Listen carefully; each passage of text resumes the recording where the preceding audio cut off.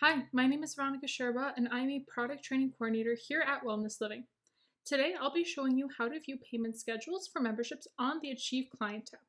Once you're signed into the Achieve app, head over to the Profile tab on the bottom right-hand side of the screen. From there, select Purchases, and here you'll see all the purchases made, not only memberships.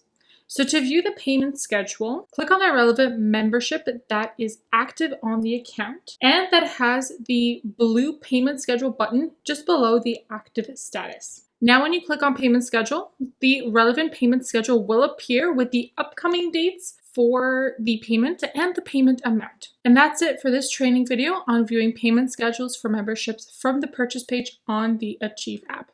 Thanks for tuning in, and we'll see you in the next one.